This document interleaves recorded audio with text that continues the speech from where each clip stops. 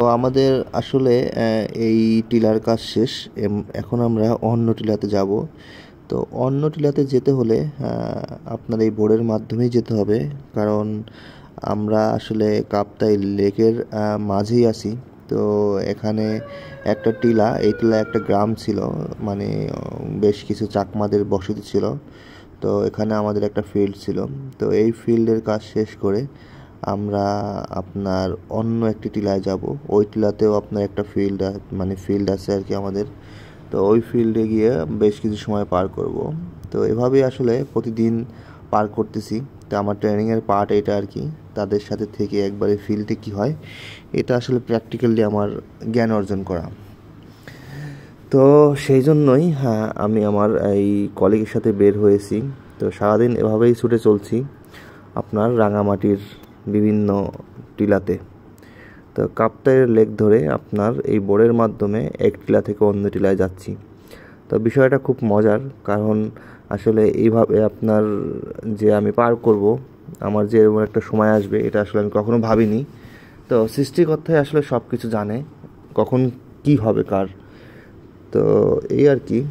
তো আমি এখন তার সাথে আপনার এখান থেকে ওইখানে ছুটে চলতেছি। তো কাল আবার কোথায় থাকবো আমি নিজে জানি না, এটা সৃষ্টিকর্তাই জানে। তা আসলে এই যে আপনার সুন্দর ভিউ, আসলে এটা জানি না সবার ভাগ্যে হবে কি না, তবে আমার ভাগ্যে যে হয়েছে এই জন্য আমি অনেক লাকি। কারণ এত সুন্দর পরিবেশ, এতটা সুন্দর আসলে বলে বোঝানোর মতো না। তো আমার সাথে আমার যে কলিগ রয়েছে সে হলো গিয়া আপনার একজন উপজাতি, তার মানে চাকমা। সে আমাকে নিয়ে ঘুরতেছে, বিভিন্ন আপনার ফিল্ড দেখাচ্ছে, আর সে কীভাবে কাজ করে সেটি সম্পর্কেও আমাকে ধারণা দিচ্ছে, যেটা আমার আপনার ট্রেনিংয়ের একটা পার্ট। তো সে খুব ভালো মনের মানুষ, এটা না বললেই নয়, কারণ আমাকে সব কিছুই সে মানে বোঝাচ্ছে এবং সাথে নিয়ে ঘুরতেছে, আর আপনার বিভিন্ন উপজাতিদের সাথে পরিচয় করে দিচ্ছে। আসলে এখানকার যে উপজাতিগুলো আমি দেখলাম তারা আসলে খুবই ভালো এবং আন্তরিক। তো আমি যাওয়ার সাথে সাথেই তারা খুব সম্মান করেছে এবং খুব আপ্যায়ন করেছে।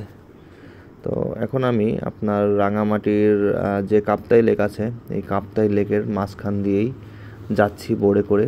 তো এখান থেকে আপনার এক টিলা থেকে অন্য টিলায় যাওয়ার একটি মাত্র মাধ্যম, সেটি হলো আপনার এই বোট। তবে এখন আপনার কাপ্তাই লেকে জল কম হওয়ার কারণে আপনার এই বোটগুলাও আপনার অ্যাভেলেবেল পাওয়া যাচ্ছে না, তাদেরকে ফোন করে আনতে হয়।